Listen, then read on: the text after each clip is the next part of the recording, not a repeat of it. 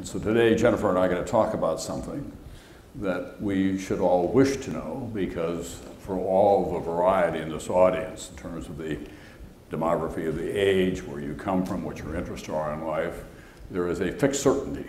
We're all going to have to deal at some point in our lives, sooner or later, with either lingering illness or certainly with death. And Jennifer and I are going to talk about that today in a way that we hope will in the history of mankind in any one society. And one of the things that they're going to have to deal with is how they're going to deal with the end of their lives. So, Dr. Brokaw, your father's 72 years old. As you know, I have an anchorman's ego. I think I'm going to live forever. On the off chance that I don't, let's talk about what I should be preparing for. You know I have a living will, and your mother does as well. What else should we have? And what is it about that living will that we should know? Well, first of all, I think the audience should know that this is really unscripted. And my dad and I have been going back and forth about what exactly we should talk about. And I'm going to take this opportunity to put him on the spot here, because I have no idea about your living will.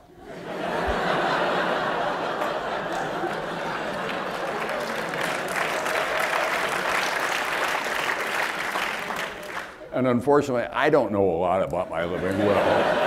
Well, in fact, I'm not even sure where it is at this point. That's the case for the majority of people, actually. Only 30% of Americans have prepared any kind of advanced directive or living will, and they can be used interchangeably. But, you know, most people have a pretty clear idea of how they want to live their life and how they want to die. So it's really remarkable that we don't take the time, and it really should be when we're, you know, as soon as we're of age that we start to think about this. I had a near fatal ski accident when I was 27. Came very close. I suffered a head injury. I thankfully came out with most of my neurons firing, but I had prepared no kind of directive at that stage of my life, even though I was a ER resident. And I'm finding more and more now that people who have prepared some sort of statement for their family leave their family in much better shape, emotionally, financially, and otherwise, than those who haven't.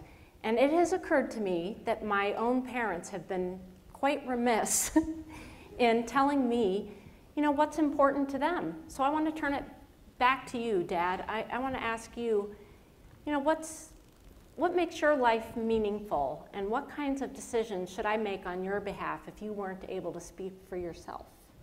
Well, I think one of the things that you want to do is that I'm a realist, and if it comes to a point where I have some kind of a terminal condition, whether it's... what does terminal mean? Well, terminal, that there's very little chance of recovery, that no matter what they do to me medically, or if it's head trauma in an accident of some kind, we can extend his life physically, but we can't extend the quality of his life. That's what's important to me at this point. I have thought about it because I find myself in a lot of dangerous situations.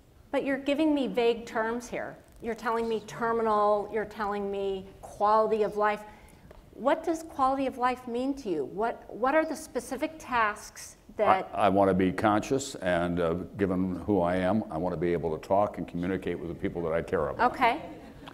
And that's important. And I think a lot about severe spinal cord injuries. If I'm confined in some way at a certain stage in my life, I don't want heroic efforts just to keep me alive on a resuscitator. Again, heroic efforts are a problem. No, I'm going to give you an example. Okay. I don't want to be put just on some resuscitation device of some kind, just a breathing apparatus just to keep me going, that there may be a glimmer of life in there. But, and this does raise the important thing, I'm not sure when we did the living will whether we had a lawyer do it or whether we had a doctor do it, and we need to get that spelled out. In the majority of cases, it is an attorney that does the living will, which is, I don't know how medicine relinquished this really important task to the lawyers.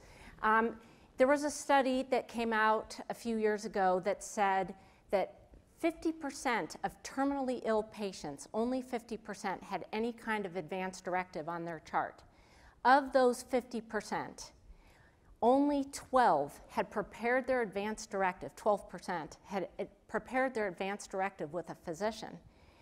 And conversely, 60 to 75% of physicians who are taking care of terminally ill patients have no idea if their patient has an advanced directive or what the contents of those advanced directives are. It's really shocking, actually. I think it's a crisis in healthcare, and we have a very superb and technologically advanced healthcare system, but we've moved into such subspecialization that likely when you or mom are in dire straits, and I hope that doesn't happen for quite some time, we're not going to be talking to one physician. We're going to be talking to a lot of ologists, and they're each going to come in with a microscope or a magnifying glass, and they're going to look at their one organ that they're charged to take care with, and they're going to tell me, well, his heart looks better today. The kidneys are a little worse, but the heart is better. It's very hard to get any physician to look at the whole picture anymore and to give good prognostic information or good information that relates to the chance of achieving a recovery that would be meaningful to the patient. And unfortunately, because our primary care doctors don't tend to take care of us in the hospital anymore, you're often dealing with somebody you've never met before when you're making decisions for a critically ill family member or loved one. And the other big misperception, I think, is that the doctor's going to make the right decision for you. I tell this analogy often. In medicine these days, we're like the pilot of a 747 who's happy to fly the plane until there's engine trouble. And when there's engine trouble and it really looks like things are going bad, we come out to the passenger and say, well, your life is at stake here, and it's your body too. What do you think I should do? And we put families and loved ones in such a terrible position to have to make a myriad of decisions that they're really ill-equipped to make.